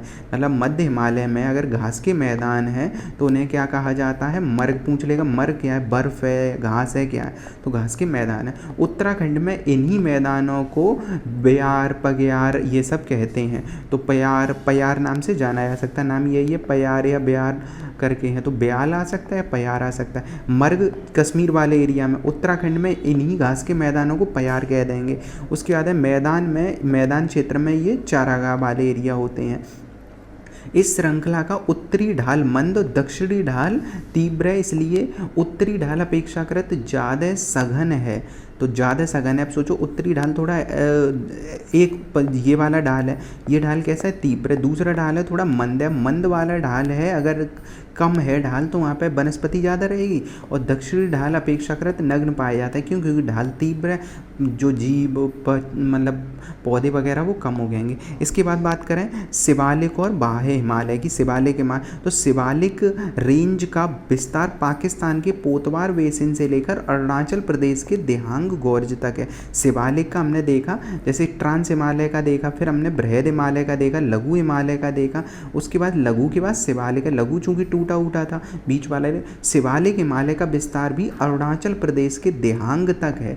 देहांग वाला एरिया वही है जो मतलब एक तरीके से ब्रह्मपुत्र के आसपास। तो शिवालिक का विस्तार है जो पाकिस्तान के पोतवार से लेके और देहांग तक है, ये चीज़ याद रखनी है। मध्य हिमालय के दक्षिण में शिवालिक है। अब जैसे सबसे ऊपर महान हिमालय हो गया, बीच में मध्य हिमालय होगा, नीचे कौन सा शिवालिक हिमालय हो गया। हिमालय को ऐसे 3 पार्टों में डिवाइड कर दिया गया है। अब यहाँ पे इंडो ब्रह्मा नदी की जो इंडो ब्रह्म मतलब ब्रह्मपुत्र नदी तो के अवसादों से यहाँ पे शिवालिक हिमालय की उत्पत्ति हुई है, मतलब दोनों प्लेटें टकरा रही थी और ये सब चीज़ें। शिवालिक पर्वत की चौड़ाई पश्चिम में अधिक, पूरब में कम है। सेम चीज़ हम देख रहे हैं, इस साइड जो होती है मतलब कश्मीर की साइड चौड़ाई ज़्यादा होती है, पूरब की ओर चौड़ाई कम होती चली जाती है। शिवालिक श्रेणी अनेक स्थानों पर विखंडित हो जाती है, इसके कारण इसकी निरंतरता भग्न होती है। अब सोचो ये बाद में बनी है, महान हिमालय तो एक बार में बन गया, ये वाली जो श्रृंखला है नीचे वाली ये बनी टूटी, क्योंकि अवसाद टाइप के हैं इनमें, तो ये ऐसे पाई जाएंगी छोटे छोटे टुकड़ों टाइप में। तो निरंतरता नहीं होगी। अब बात करें दार्जिलिंग या सिक्किम हिमालय की, इस हिमालय के पश्चिम में नेपाल हिमालय और पूर्व में भूटान हिमालय। कुछ याद भी नहीं करना है, जगह ही याद रखनी, पश्चिम में ही तो है इसके नेपाल, तो नेपाल पश्चिम में, पूर्व में भूटान है, बीच में दार्जिलिंग वाला एरिया या सिक्किम वाला एरिया आ जाता है। हिमालय के इसी भाग में भारतीय हिमालय की सर्वोच्च चोटी कंचनजंगा है। जैसे हम पढ़ते हैं जो हिमालय, तो यहाँ पे सिक्किम है, मान लो ये वाला एरिया सिक्किम है, तो सिक्किम के पूर्व में भूटान, पश्चिम में नेपाल, यहीं तो कंचनजंगा है, तो कंचनजंगा है सबसे ऊंची चोटी है। यहाँ लेप्चा जनजाति पाई जाती है। तो पूछा है लेप्चा जनजाति कहाँ पाई जाती है? ये पाई जाती है सिक्किम वाले एरिया में। यहाँ की प्राकृतिक दशाएं द्वार क्षेत्र मतलब द्वार आकृति बनाती हैं। जैसे हमने बयाल पोग्याल और ये सब पढ़ा था, जो यहाँ पे ये वाली चीज़ याद रखनी है, मर्ग ब्याल पग्यार और ये सब हैं, यही टाइप का जो यहाँ मिलती है सिचुएशन। तो यहाँ पे क्या होती है, द्वार कहा जाता है, द्वार में चाय के बागान होते हैं। तो पूछा जाएगा द्वार कहाँ मिलते हैं, तो जो दार्जिलिंग वाला एरिया है, और ये किस लिए जाने जाते हैं द्वार? चाय के बागानों के लिए। अब बात करें अरुणाचल प्रदेश में जो हिमालय का पार्ट है, ये भूटान से दिफू तक दर्रे तक है। मतलब अरुणाचल प्रदेश का जो विस्तार है हिमालय का, वो भूटान हिमालय से लेकर दिफू अभी पढ़ा था ना, यांग्याप, दिफू, पांगसांड, तुजू, ये सब दर्रे कहाँ पे हैं? इसी वाले एरिया में मिलेंगे अरुणाचल प्रदेश की तरफ। इसके बाद है बहने वाली नदियाँ यहाँ पे कौन कौन सी हैं? पहले तो चोटियाँ देखें, एक तो नामचा बारवा चोटी अरुणाचल में, और उसके बाद है कांगतू चोटी। तो नामचा बारवा अरुणाचल प्रदेश में, उसके बाद है कांगतू चोटी है। यहाँ बहने वाली जो नदियाँ हैं वो नदियाँ कौन कौन सी हैं? अब ऐसे याद करो कि यहाँ ब्रह्मपुत्र नदी प्रवेश करती है, तो उसकी कई सहायक नदियाँ हैं। तो कौन कौन सी ऐसी नदियाँ हैं?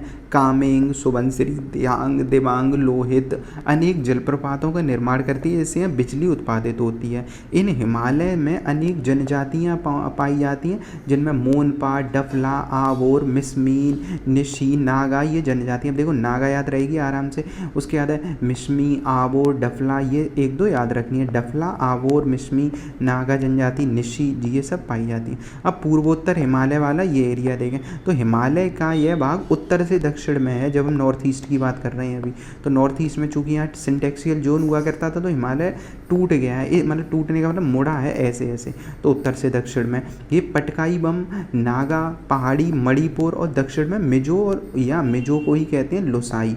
जो अरुणाचल प्रदेश, नागालैंड, मणिपुर और मिजोरम, इन्हें याद रखना है। ये वाला एरिया अगर अरुणाचल प्रदेश का, फिर बीच में आता है नागालैंड, ये एरिया है मणिपुर, ये एरिया है मिजोरम। अब मिजोरम वाले एरिया में जो मिजो पहाड़ियाँ उन्हें ही कहते हैं लोसाई, ये चीज़ याद रखनी। मणिपुर में मणिपुर नाम से, नागालैंड में नागालैंड नाम से, और यहाँ पे ऊपर एरिया पटकाई बम वाला।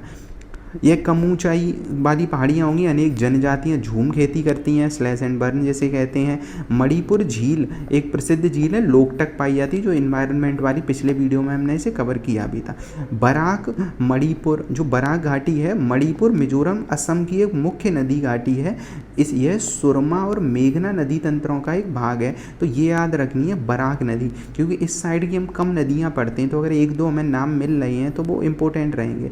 तो बराक जो नदी है वो मुख्य नदी है, जो मणिपुर, मिजोरम और असम में बहती है, और सुरमा मेघना नदी तंत्र का एक भाग है। मिजोरम में मोलेसिस बेसिन एक पाया जाता है, जो मृदुल और असंगठित चट्टानों से बना है, मतलब ये चट्टानें बहुत मुलायम टाइप की हैं।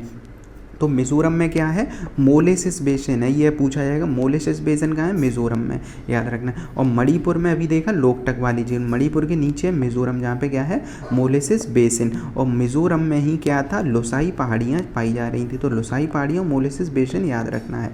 इसके बाद पूर्वांचल की पहाड़ियाँ भारतीय मानसून की दिशा भी तय करती हैं, और ये जल विभाजक भी होती हैं, ये हम जानते ही हैं। इसके बाद हिमालय के जो प्रादेशिक विभाजन है वो देखते हैं। तो सबसे पहले उत्तरी का मैदान देखें, तो उत्तर का मैदान 3 बड़ी नदी घाटियाँ, जैसे ये वाला एरिया है उत्तर का मैदान है, तो ये मैदानी एरिया है। यहाँ पे 3 नदी घाटियाँ, एक देखो सिंधु नदी घाटी इस साइड बह रही है, सिंधु की कई सहायक हैं, तो ये मैदान क्षेत्र का निर्माण हुआ। बीच में गंगा है ये इस एरिया में, ब्रह्मपुत्र ये वाले एरिया में, तो ये पूरा एरिया क्या है? उत्तरी मैदान का है। यहाँ पे किस मिट्टी है, जलोढ़, क्योंकि जल के द्वारा लुढ़का के लाई गई मिट्टी को ही जलोढ़ कहते हैं। और यहाँ कई सारी नदियाँ हैं। यह मैदान 3200 किलोमीटर लंबा है और 150 से 300 किलोमीटर चौड़ा है। यहाँ सघन जनसंख्या पाई जाती है। अब इतनी नदियाँ हैं तो यहाँ जनसंख्या ज़्यादा पाई जाएगी। जो समृद्ध मृदा आवरण, मतलब मिट्टी का आवरण, पर्याप्त पानी की उपलब्धता, ये सारी चीज़ें यहाँ अच्छी हैं। कृषि भी अच्छी होती है। उत्तर के मैदानों को हम 3 भागों में वर्गीकृत करते हैं। सबसे पहला है पंजाब का मैदान, सिंधु और उसकी सहायक नदियों के मतलब वाला एरिया है यहाँ पे। और यहाँ पे दोआबों की संख्या अधिक है। दोआब की संख्या जैसे 2 नदियाँ जो मिलती हैं, एक नदी जा रही दूसरी नदी, उसके बीच का एरिया जो मेन है वही दोआब होता है। दोआब का सामान्य अर्थ 2 नदियों के मध्य का एरिया होता है।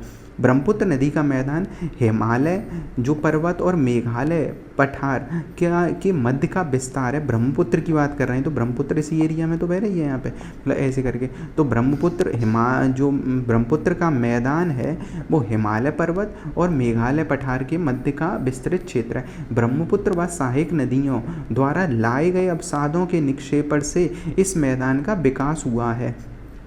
क्योंकि यहाँ मिट्टी लाएंगी नदियाँ तभी तो होगा। यहाँ कई नदी द्वीप है जिनमें एक सबसे फेमस हमारा आने वाला क्वेश्चन, माजुली विश्व में सबसे बड़ा नदी द्वीप है। ऐसे नदियाँ लेके आई अवसाद और नदियों ने पानी मतलब मिट्टी डाल दी तो एक द्वीप का निर्माण हो जाएगा मिट्टी के द्वारा। तो असम में है, पहला द्वीपीय जिला भी इसे घोषित किया जा चुका है। गंगा के मैदान में हिमालयी प्रायद्वीपीय नदियों के अवसाद मिलते हैं। अब पंजाब के दोआब, जैसे अभी 2 नदियों का बताया, मतलब दोआब क्षेत्र 2 नदियों के मिलने से बना स्थान है।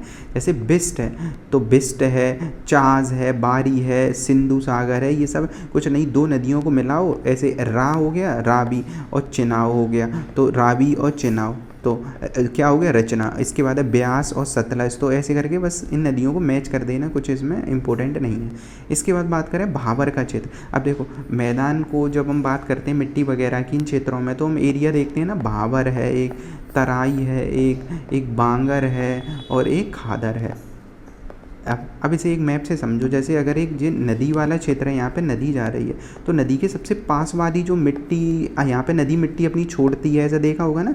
नदी जिस एरिया में बह रही है उसके आसपास नदी कभी इधर जा रही कभी इधर जा रही है, थोड़ा बहुत रास्ता बदलेगी ऐसा, तो ये नदी की मिट्टी नई है तो ये क्या हो जाएगी, खादर मिट्टी, ये वाली। अब इधर वाला एरिया जहाँ नदी पहले बहती थी या पहले पानी देती है, अब यहाँ नदी का विस्तार नहीं है, पहले हुआ करता था, तो यही बांगर मिट्टी हो जाएगी। भाबर क्या होता है, अब जैसे पहाड़ से नदी निकली, अब पहाड़ से नदी निकली तो यहाँ से बड़े बड़े पत्थर लेके एक जगह डाल दिया जाएगा, पत्थर। अब यहाँ पे नदी दिखेगी नहीं तो ये भाबर एरिया होता है, भंवर होता है ऐसा, वैसे ही भाबर एरिया है। भाबर के बाद बांगर खादर और वो सब चलता ही है। तो भाबर एरिया हमने समझा पत्थर वाला एरिया रहेगा।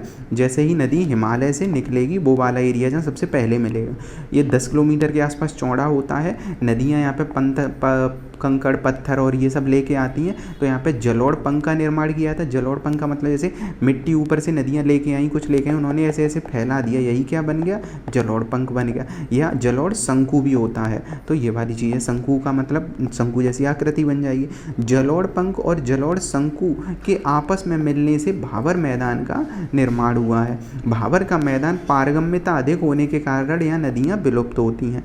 बात करें भाबर के बाद तराई वाला एरिया आ जाएगा। जैसे नदी निकली, सबसे पहला एरिया भाबर का हो गया। भाबर के बाद मैदान सा एरिया देखेगा, यही एरिया कहलाता है तराई का एरिया। तराई भाबर से दक्षिण में 10 किलोमीटर से 20 किलोमीटर का विस्तार है, क्योंकि ये सबसे पहला एरिया 10 किलोमीटर का, फिर उसके बाद का 10-20 किलोमीटर का एरिया ये कौन सा है, तराई एरिया। तराई एरिया में विलुप्त नदियाँ, यहाँ पे कंकड़ पत्थर की वजह से, अब जैसे कंकड़ पत्थर है तो नदियाँ दिखेंगी नहीं। अब नदियाँ तराई में मैदान चूँकि आ गया, नदियाँ फिर से दिखने लगी हैं, तो यहाँ पे मेन चीज़ यही पूछी जाती है। तो यहाँ पे अनूप बन जाते हैं जिन्हें तराई कहा जाता है, मतलब पानी का थोड़ा भराव सा हो जाएगा। नदियों के फैलाव के कारण यहाँ दलदली, यही अनूप वाला एरिया जहाँ नदियाँ रहेंगी तो वही दलदली क्षेत्र का निर्माण होता है। अब बांगर की बात करें, जो अभी मैंने बताया, जब नदी बह रही होती है तो नदी के आसपास जो मिट्टी जमा होती है यहाँ किनारों पे या आसपास वाले एरिया में, जहाँ नदी बह रही है अभी, वही जलोढ़ हो जाएगा। और पुराना वाले एरिया दूर है, वही बांगर वाला एरिया हो जाएगा। ये खादर है और ये बांगर है। तो पुराने जलोढ़ कहते हैं, ऐसे पंजाब हरियाणा जहाँ जहाँ नदी बहती है उसके सब जगह पे बांगर मिलेगी मिट्टी, क्योंकि नदियाँ तो मिट्टी लाती हैं ना, तो वही है ये वाला सेम, वही सब चीज़ें चलती रहेंगी। अब यहाँ यहाँ पे क्या है, पश्चिमी उत्तर प्रदेश। जब हम उत्तर प्रदेश की बात करते हैं तो पश्चिमी उत्तर प्रदेश ये वाला एरिया आता है। तो पश्चिमी उत्तर प्रदेश में इन्हीं आकृतियों को भूड़ कहा जाता है। तो पूछे भूड़ क्या है, तो मैं बालू के निक्षेप जो होते हैं उनसे निर्मित जो स्थलाकृति होती हैं कौन से एरिया में, बांगर वाले एरिया में, उन्हीं को भूड़ कहते हैं। तो भूड़ क्या है, जो बांगर वाला एरिया। इसके बाद खादर, जो खादर मतलब नई मिट्टी, तो खादर मतलब एकदम नई वाली हो जाएगी। तो ये भी उन्हीं एरिया में पाई जाएगी जहाँ नदी का पानी आ रहा है। और ये जलोढ़ के निक्षेपी हैं, मिट्टी नदी आई और नदी ने कहीं एरिया में मिट्टी जमा कर दी, तो वही हो गया, ये नवीन जलोढ़ मिट्टी है। इन्हें क्या, ये चौड़ी मिट्टी है, टाल भूमि के नाम से भी जाना जाता है। ये जलमग्न रहता है क्योंकि ये मिट्टी के जल के आसपास की मिट्टी है ना, तो ये जलमग्न एरिया रहता है। डेल्टाई प्रदेशों में अनेक झील पाई जाती हैं जिन्हें बील कहा जाता है। बील, अब पूछ लेगा बील का मतलब क्या होता है, तो डेल्टाई प्रदेशों में जो झीलें पाई जाती हैं, डेल्टा बनना है, डेल्टा का मतलब नदी पानी लेके आई, मतलब मिट्टी लेके आई है पानी, तो उन्होंने ऐसे डेल्टा टाइप का बना दिया। अब डेल्टा बन गया, इन्हें ही बील कहा जाता है। यहाँ झीलें भी पाई जाती हैं ना, पानी भर गया कहीं तो झील हो गई। ब्रह्मपुत्र के मैदान में असम में स्थित होती है बील। तो बील क्या है, बील है झील, ऐसे याद कर लो, बील क्या है, एक झील है। ब्रह्मपुत्र नदी सर्वाधिक मात्रा में अवसाद लेकर आती है, जिसके कारण यह नदी द्वीपों का निर्माण होता है। क्या पूछेगा पेपर में, गंगा नदी सबसे ज़्यादा अवसाद लेके आती है कि ब्रह्मपुत्र नदी लेके आती है, तो कौन सी नदी लेके आती है, ब्रह्मपुत्र नदी। माजुली द्वीप विश्व का सबसे बड़ा नदी द्वीप है। अपरदन के कारण वर्तमान में इस द्वीप का अस्तित्व संकट में आ चुका है, क्योंकि अपरदन हो रहा है, जैसे एक आइलैंड है, यहाँ पे नदी इस एरिया को काट रही है, इस एरिया को पानी बरसाव कट रहा है, तो एरिया छोटा होता चला जाएगा। तो ये सब है।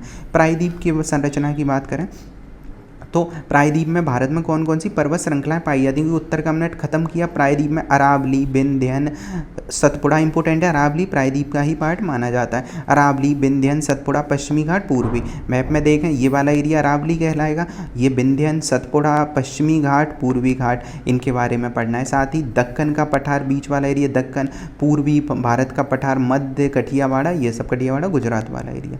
अब बात करें अरावली श्रृंखला की, विश्व में सबसे प्राचीन पर्वत श्रृंखला, इसके बराबर यूएसए में एक पर्वत श्रृंखला है जो पाई जाती है, एग्जाम में भी पूछा जा चुका है, उसे कहते हैं अपलेशियन। तो याद रख लेना है, अपलेशियन एक पर्वत है अमेरिका में। अमेरिका में जो कौन से अमेरिका में, पूर्वी अमेरिका में। तो ये दुनिया की सबसे, ऐसे सोचो जब डायनासोर भी नहीं थे, जीवन भी नहीं था, पृथ्वी बिल्कुल नई नई बनी थी, तब अरावली बनी थी। और हो सकता है ये अपने समय में हिमालय से भी ऊंची रही हो, पर इतने लंबे समय में अपरदन अपक्षय के बाद अब ये खराब हो चुकी है। तो ये गुजरात से लेकर पालनपुर तक एरिया में ये फैली है। मतलब जो दिल्ली में हम एरिया कहते हैं ना, राष्ट्रपति भवन के आसपास वाला एरिया, वो भी अरावली रेंज में ही आता है। तो गुजरात से पालनपुर तक एरिया, मतलब अजमेर होते हुए दिल्ली तक एरिया में ये विस्तृत है, और 800 किलोमीटर का ये एरिया है। यह एक मतलब अजमेर तक ये है, नदियाँ, वर्षा, इन सब के कारण इसमें अपरदन हुआ है। दक्षिण से उत्तर की ओर क्रमशः इसकी ऊंचाई कम होती चली जाती है। मतलब जैसे अरावली है, तो अरावली का विस्तार अगर ऐसे ऐसे है, ऐसे ऐसे ऐसे ऐसे विस्तार है, तो उत्तर की ओर बढ़ने पर इसकी ऊंचाई कैसी होती चली जाती है, कम होती चली जाती है। मतलब अगर उत्तर से दक्षिण में चलोगे, अरावली पर नीचे आते चलोगे, तो ऊंचाई बढ़ती चली जाएगी ऐसे माउंटेन की। तो ये वाली चीज़ देखनी है यहाँ पे। गुजरात में इसकी ऊंचाई और चौड़ाई दोनों ही ज़्यादा, क्योंकि वही तो हमने देखा दक्षिण की ओर बढ़ती चली जाती। तो गुजरात में इसकी चौड़ाई और ऊंचाई दोनों ज़्यादा है, और क्रमशः उत्तर की ओर ये समतल होती चली जाती। दिल्ली बसा है, दिल्ली का राष्ट्रपति भवन, वो समतल टाइप का ही एरिया तो हो चुका है पूरा, तो ये समतल होता चला जाएगा। अरावली के पश्चिम में थार मरुस्थल है। अब अरावली है, जैसे अब अरावली ये वाला एरिया, अरावली के पश्चिम में ये वाला एरिया, यही तो थार मरुस्थल कहा जाता है ये एरिया को। और अरावली का सर्वोच्च जो शिखर है वो माउंट आबू में स्थित, माउंट आबू तो श्रृंखला में स्थित गुरु शिखर है, जिसकी ऊंचाई 1700 मीटर के आसपास है। और दिलवाड़ा का जो जैन मंदिर है माउंट आबू में ही स्थित है। यहाँ सीसा, जस्ता, एक दो क्वेश्चन जैसे इसमें से सीधे दिखेंगे, ये क्वेश्चन आ चुके हैं कि जस्ता और तामा के लिए भारत का कौन सा एरिया सबसे ज़्यादा जाना जाता है, तो राजस्थान ही है। तो सीसा, जस्ता, तामा इनके लिए जाना जाता है। बाकी संगमरमर, चूना पत्थर ये तो सब मिलते ही हैं। तो ये वाली चीज़, खेतड़ी सिंधु वाले समय में हम देखते हैं ना, तामा टिन को मिला के कांसा बना दिया गया था, या उससे पहले ताम्र पाषाण काल हुआ करता था। तो वो तामा आता कहाँ से था, यूज़ कहाँ से कर रहे थे, तो जब सिंधु घाटी ही इसी एरिया में डेवलप हुई थी, तो खेतड़ी से ही वो लोग सिंधुवासी तामा निकालते थे या यूज़ करते थे। अब विंध्यन की बात करें तो विंध्यन वाला एरिया कौन सा हो गया, ये वाला एरिया विंध्यन का हो गया। तो विंध्यन यह श्रेणी विंध्यन, भाडेर और कैमूर श्रेणी के रूप में गुजरात से लेकर कहाँ तक, बिहार तक अवस्थित है। गुजरात से लेकर बिहार तक है। कैमूर श्रेणी भी इसी का पार्ट, भाडेर, विंध्यन ये सब है। विंध्यन श्रेणी के दक्षिण में भ्रंशन के कारण नर्मदा, आप सोचो ऐसे एक ऐसे माउंटेन टाइप का है, एक ऐसे माउंटेन जा रहे हैं, और अब माउंटेन के नीचे हो सकता है ना एक भ्रंश टाइप का नीचे एरिया दब जाए, या ऐसा नीचे एरिया रहे। यही एरिया जो भ्रंश बन गया है, कहीं की भूमि दब जाए नीचे तो वही भ्रंश हो जाता है। तो नर्मदा घाटी का निर्माण ऐसे ही हुआ है। तो पूछा जाता है विंध्यन श्रेणी, विंध्यन के दक्षिण में क्या है, तो विंध्यन के दक्षिण में क्या है, नर्मदा है। उसके बाद विंध्यन के बाद क्या है, सतपुड़ा है, और सतपुड़ा के दक्षिण में क्या है, तापी। ये चीज़ें याद रखनी है, क्रम पूछा जा चुका है चारों का क्रम का, तो यही है। तो नर्मदा भ्रंश घाटी का निर्माण हुआ है। अंततः इसे विंध्यन कगार भी कहा जाता है, क्योंकि कगार वाला एरिया वही गड्ढे टाइप का, तो नर्मदा वाला देखा हमने। यह श्रेणी दक्षिण भारत को उत्तर भारत से अलग करती है, कौन सी, विंध्यन वाली, ये याद रखना है। विंध्यन का है, सतपुड़ा का नहीं बताना है। विंध्यन श्रेणी है वो उत्तर भारत को दक्षिण भारत से अलग करती है ना, भौगोलिक रूप से काफ़ी चीज़ें अलग अलग हो जाती हैं। इस श्रेणी में चूना पत्थर की उपलब्धता के कारण यह सीमेंट का विकास हुआ है। नर्मदा, कर्मनाशा, नर्मदा तो याद ही रहती है, कर्मनाशा, टॉन्स, केन आदि इस नदियों में प्रमुख बहने वाली नदियाँ हैं। तो नर्मदा हो गया, कर्मनाशा हो गया, टॉन्स हो गया और केन नदियाँ हो गई। इंपॉर्टेंट ये रहेगा। यह उत्तर भारत एवं दक्षिण भारत के मध्य जल विभाजक का भी काम करता है, क्योंकि देखो इसके उत्तर वाली नदियाँ उत्तरवर्ती नदियाँ हो गई, ये दक्षिणवर्ती नदियाँ हो गई। अब बात करें सतपुड़ा, जिसे कहते हैं ब्लॉक माउंटेन्स, इंपॉर्टेंट है। विंध्यन के बाद क्या है, उसी के नीचे सतपुड़ा रेंज, जैसे विंध्यन ये है तो सतपुड़ा थोड़ा नीचे हो जाएगा। तो ये ब्लॉक माउंटेन्स है, ब्लॉक वही जमीन धस गई है, ये ऊपर उठे हुए हैं। उसके बाद है यहाँ पे ये गुजरात के राजपीपला, गुजरात में राजपीपला, मध्य प्रदेश में महादेव और छत्तीसगढ़ में मैकाल के नाम से जानी जाती है। अब इसे क्या जान रहे थे, कैमूर के नाम से। जैसे विंध्यन को चलना स्टार्ट करो तो बिहार की तरफ, उत्तर प्रदेश की तरफ जब चलेंगे इस साइड पूरब की तरफ, तो इसे कैमूर कह रहे थे। जबकि सतपुड़ा जब ऐसे चलेंगे तो छत्तीसगढ़ में सतपुड़ा को कहते हैं मैकाल, रेंज वही है। मध्य प्रदेश में महादेव वाला रेंज देखते ही महादेव, और गुजरात में इसे ही कहते हैं राजपीपला। ये चीज़ें याद रखेंगे। नर्मदा तापी का भी बताई दिया, ब्रंज वाले में बहती है। एक प्राचीन ब्लॉक पर्वत है, और इसकी सबसे ऊंची चोटी जो महादेव रेंज में है वो कौन सी है, धूपगढ़ है, जो कि महादेव रेंज में, अभी हमने देखा, दोबारा से देखें। अगर ये सतपुड़ा रेंज है तो ये राजपीपला है। मध्य प्रदेश में महादेव रेंज है, और महादेव रेंज में एक माउंटेन है ऊँचा जिसे धूपगढ़ कहते हैं। और लास्ट में क्या हो जाएगा, छत्तीसगढ़ में मैकाल। मैकाल श्रेणी का अपरदन हो चुका है, और इस श्रेणी पर अमरकंटक का पठार स्थित है। अब देखो एक रेंज है ऊपर, और रेंज मतलब माउंटेन है, एक माउंटेन, और माउंटेन के ऊपरी श्रेणी को काट दिया जाए, ये धीमे धीमे अपक्षयपर्दन हो जाए, तो ये कैसा दिखेगा, कुछ कुछ ऐसा दिखेगा, ऐसा करके। अब यही तो पठार कहलाता है, तो यही पठार होगा। तो इस श्रेणी पर अमरकंटक का पठार स्थित है, क्यों, क्योंकि मैकाल रेंज का अपरदन हो गया, तो इसको ही ये क्या बन गया वर्तमान में, अमरकंटक का पठार है। यहीं से 3 नदियाँ निकलती हैं जो सबसे ज़्यादा पूछी जाने वाली नदियों में से। मान लो ये है अमरकंटक, यहाँ से 3 नदियाँ निकल रही, इधर जा रही है नर्मदा नदी, इधर जा रही है एक महानदी, और ऊपर की ओर जा रही है सोन नदी। सोचो एक जगह से 3 नदियां मिल रही हैं, तीनों दिशाओं में, ट्रायंगल टाइप का बन गया। मध्य भारत में प्रसिद्ध हिल स्टेशन पंचमढ़ी धूपगढ़ में ही स्थित है। जो धूपगढ़ यहाँ पे एक रेंज है वहाँ पे ही स्थित है, जो कहाँ पे है, सतपुड़ा में, धूपगढ़। इसके बाद महादेव और मैकाल अभी देखा छत्तीसगढ़ वाले एरिया में से मैकाल कह रहे, तो महादेव और मैकाल के मध्य जबलपुर गैप स्थित है। मध्य प्रदेश में जो महादेव रेंज है और इधर जो मैकाल रेंज है तो लगभग एक ही वाला रेंज, और उसी के एरिया में जबलपुर गैप स्थित है। अब पश्चिमी घाट की बात करते हैं। पश्चिमी घाट का मतलब ये हो गया गुजरात से लेकर ये केरल, तमिलनाडु तक का ये एरिया पूरा।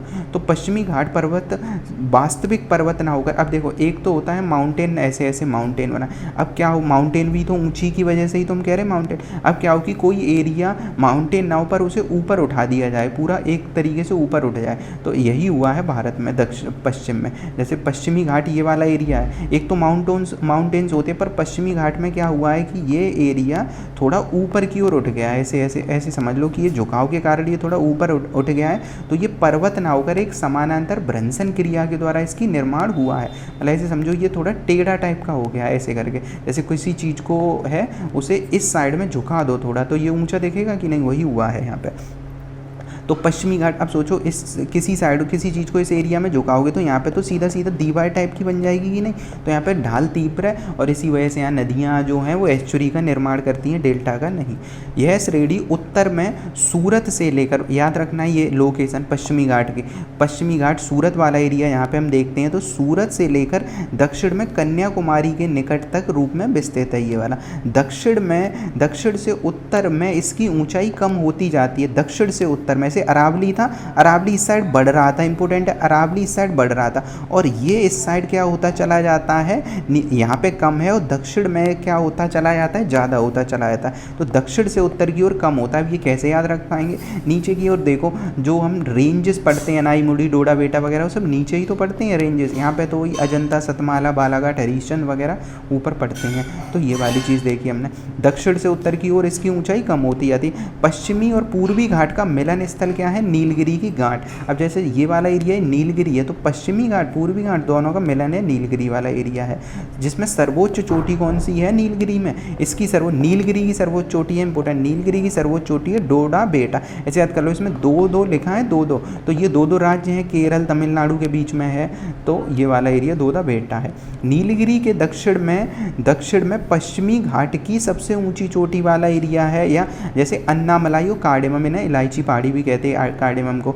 तो नीलगिरी के दक्षिण में पश्चिमी घाट, जैसे नीलगिरी तो ये एरिया हो गया, अब नीलगिरी के नीचे भी तो माउंटेन रेंज है इधर की तरफ, तो इसे ही कहते हैं अन्नामलाई और कार्डेमम रेंज। तो कार्डेमम, और दक्षिण भारत की सबसे ऊंची चोटी अनाईमुड़ी जो है वो अन्नामलाई में ही स्थित है, यहाँ पे अन्नामलाई में ही स्थित है अनाईमुड़ी। तो याद रखना है क्या है, अनाईमुड़ी, ये चीज़ है। अन्नामलाई के पूर्वी में पालनी की पहाड़ियाँ हैं, जिस पर कोडाई कनाल का एक हिल स्टेशन है। अन्नामलाई के पूरब में क्या है, पालनी, जैसे पालनी जावदी सेवरॉय पढ़ते हैं, तो इस एरिया में पालनी रेंज है और पालनी रेंज में कोडाई कनाल एक हिल है, तो पालनी याद रखना है ये। उसके बाद नीलगिरी पर्वत की श्रेणी पर ऊटक मंड या ऊटी स्थित है, तो ऊटी ये शिमला और उससे कंफ्यूज नहीं हो जाना, ऊटी है तो ये नीलगिरी में है। नीलगिरी में ऊँट होते नहीं है हालांकि, पर ऊटी नीलगिरी की तरफ है। पश्चिमी घाट पर्वत पर जोग गरसोपा जलप्रपात स्थित है, जो पश्चिमी घाट वाला एरिया है पे जोग गरसोपा जलप्रपात है, जो पश्चिमी घाट में जो शरावती नदी पर स्थित है। पश्चिमी घाट कृष्णा, कावेरी और तुंगभद्रा का उद्गम स्थित है। अब देखो पश्चिमी घाट में जो गरसोपा जलप्रपात है, यहीं से शरावती और कृष्णा गोदावरी, क्योंकि ये ऊंचा एरिया है तो यहाँ से नदियाँ निकलना स्टार्ट हो गई, कृष्णा कावेरी गोदावरी तुंगभद्रा, ये सब एरिया याद रखना है ये। इसके बाद जो गरसोपा पढ़ते ही हम पश्चिमी घाट पर। इसके बाद पश्चिमी घाट वाला एरिया सह्याद्री, कलसुबाई, महाव जो है, कौन कौन सी माउंटेन रेंज है यहाँ पे, पर्वत चोटियाँ। कलसुबाई, पश्चिमी घाट को क्या कहते हैं, सह्याद्री, वहाँ पे बहुत सारे रेंज है, जैसे कलसुबाई, महाबलेश्वर, कुद्रेमुख, दोदा बेटा, पुष्पगिरी और अनाईमुड़ी है। तो कलसुबाई याद रखना है और महाबलेश्वर याद रखना है। महाबलेश्वर तो खैर याद रहता ही है, कलसुबाई भी याद रखना है। उसके बाद अब आ जाए पूर्वी घाट पे, इसबाले घाट की तरफ। इसबाले घाट पे क्या है, ये प्राचीन मोड़दार अवशिष्ट पर्वत है, जिसकी ऊंचाई पश्चिमी घाट की तुलना में क्या है, कम है। पश्चिमी घाट की बात करें तो पश्चिमी घाट से चूंकि ये झुका है इस साइड, तो इसकी ऊंचाई पश्चिमी घाट की तुलना में कम है। यहाँ की सर्वोच्च चोटी है जिंगहाड़ा है, जो कहाँ पे है, आंध्र प्रदेश में है। पहले जो बुक में मिलती है या पुराने नोट्स में ये महेंद्रगिरी मिलती है, पर महेंद्रगिरी नहीं है। सबसे ऊंची चोटी जिंदघाड़ा है, जो कहाँ पे, आंध्र प्रदेश में। महेंद्रगिरी उड़ीसा वाले एरिया में है। इसके बाद है गोदावरी कृष्णा का समतल मैदान है इसी एरिया में, क्योंकि गोदावरी कृष्णा यहाँ पे डेल्टा बना देती हैं, तो समतल मैदान है।